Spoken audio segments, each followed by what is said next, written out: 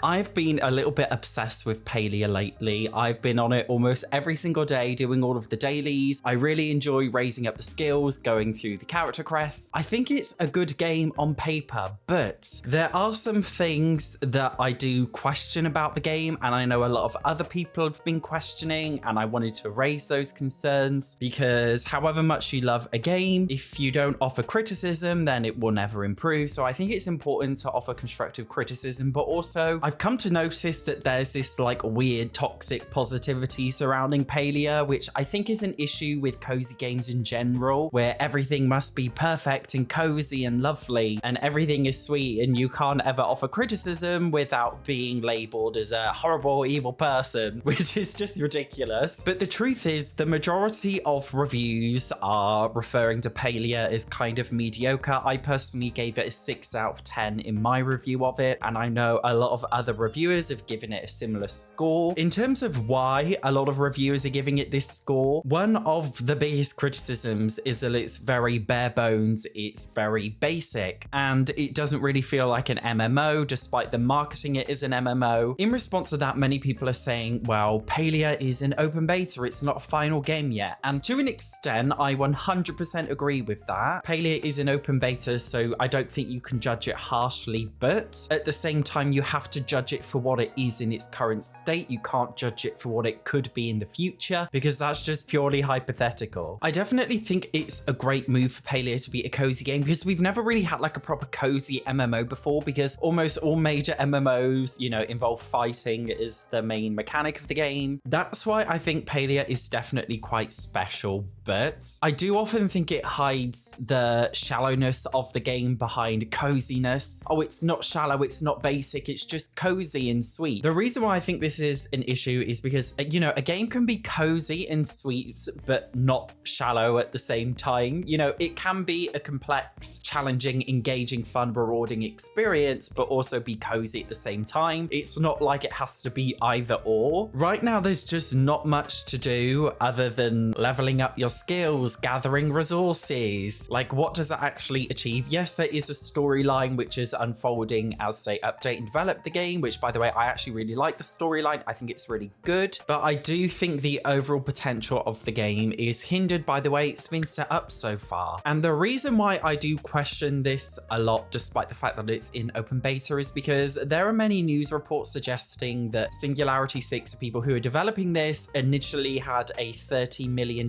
budget, which then went up to a $50 million budget. Obviously, we can't confirm if this is 100% true, but based on what we've seen, it is suggested that their budget for this game was $30 to $50 million.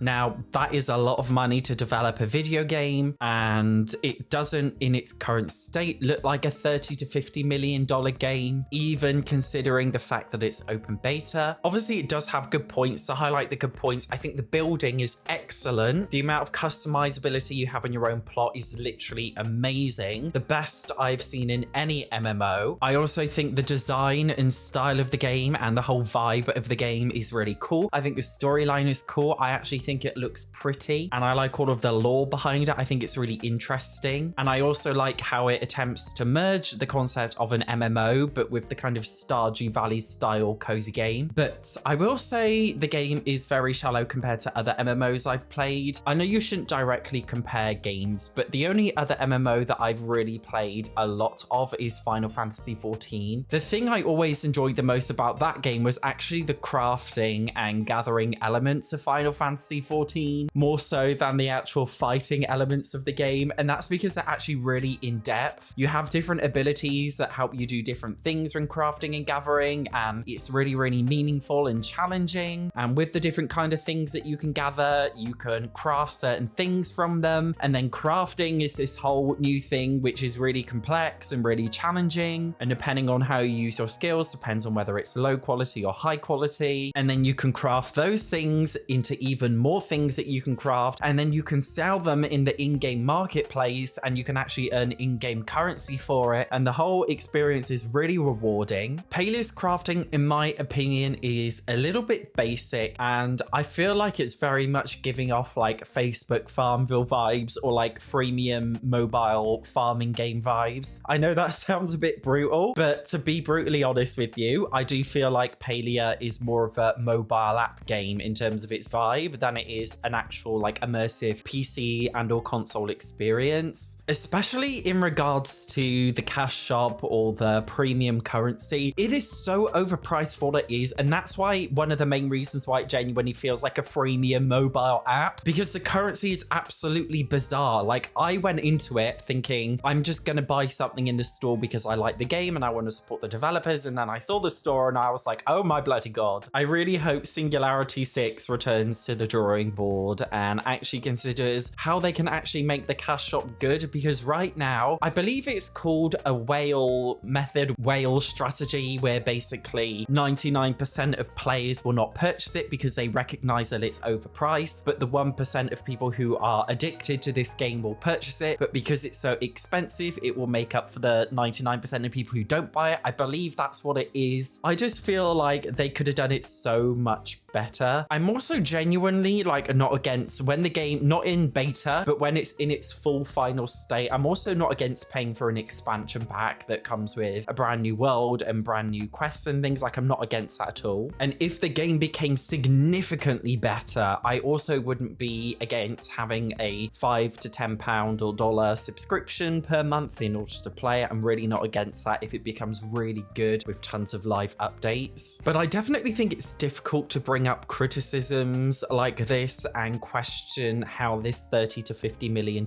game just feels like a glorified mobile app experience. I'm not a part of the Palia official Discord, but I've heard it's like incredibly toxic from a lot of people. Apparently there's a lot of toxic positivity in there where if you offer any kind of criticism, they get trolled and hated on massively in this Discord. And apparently the moderation, the official moderation is really, really bad. And obviously the whole point of having an official Discord for an open beta game is so that you can provide criticism and feedback in order to help the game grow. Yet apparently it's got a lot of this toxicity where you basically get shamed for offering any kind of feedback. I think it's an issue. Maybe this is a bit controversial of me, but I think the people who are drawn to these cozy, positive, upbeat games are usually the most toxic ones. From my experience being in many different gaming communities, it's normally the wholesome games that normally attract the most toxic people. I don't know why, but that's just how I find that it often works. I just feel like in general, Palia is like a nice game idea. Love the idea of Palia, and I do check into Palia at least every other day to play it because I'm really enjoying the game. Genuinely think it's a lot of fun, but I do have criticisms about it. And when I gave my criticisms in my review of the game, I also got bombarded by toxic people yelling at me, "This is only an open beta, what did you expect?"